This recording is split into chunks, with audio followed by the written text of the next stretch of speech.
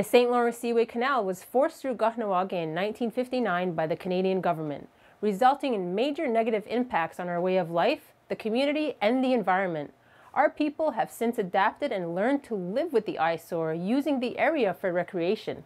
We spoke to Patrick Ragaz of the Kahnawake Environment Protection Office about research that is underway that will improve the quality of the bay. People have probably noticed that over the last number of years the bay has been filling up with sediment, and it's making it less pleasant to swim in, to boat in. Sometimes in the high summer you can't even get a boat through there. So what we're doing is we're trying to work towards a solution to prevent that from happening in the future.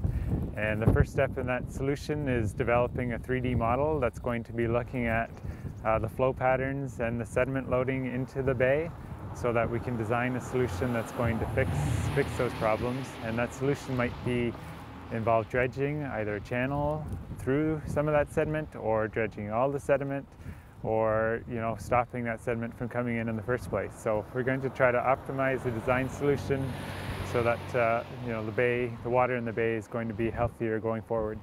I would say about 5 years, at least 5 years, we've been trying to find a way to study it and get it cleaned up. Because some people just want to go in there with a back digger and take out the mud and take out the rocks, and would probably do more damage than good if we did that. So we're trying to do it properly so that people can go in there with their boats. Children can swim from Johnson's Beach to the island without being in 6-foot weeds and without getting stuck in the mud. So it's going to be a big task, but I'm sure within the next, I'll say 10 years it should be done. I'm going to say timeline because things don't happen overnight. Because we've barely touched the surface and we've been working on it for 5 years. It's a lot of work. It's a huge undertaking. They're talking about dredging from this point all the way beyond to the marina and beyond. And at that point, to create a catch basin past the marina, where any sediments that flow from the Chattagee River and above that will settle in the catch basin. And at that point, it's simply a matter of getting a barge to come and remove the sediment that would gather at that point, so we wouldn't have to worry about it flowing downstream this way anymore, because the current is just not swift enough here. Years ago it was a different story. We didn't have dams all over in Valleyfield, Kahnawà, holding back water, so it was quite swift over here once upon a time, but that no longer exists. So we need to help Mother Nature at this point, just to ensure that we have access to our river that was cut off from us from the 50s when the Seaway was implemented on us, and cutting us off from our river, and with no regards for how we felt, our way of life, our existence. Nothing was considered for the Mohawks of Kahnawake when this came through.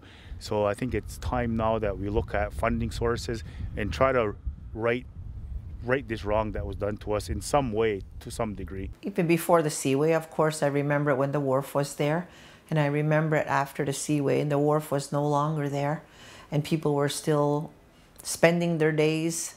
Nobody had a pool back then. Everybody would go to Johnson's Beach. That would be the thing. They'd bring pots of food, pots of soup, sandwiches, and you'd basically spend your day there because that was the place to go. It was so beautiful and the water was so nice. And so now people will have those memories still, and the young ones just hear about it and they're like, geez, that must have been awesome. And it was, because I remember being there with my mom, all the neighborhood people, the kids, the adults, and everybody would be there together every chance you get.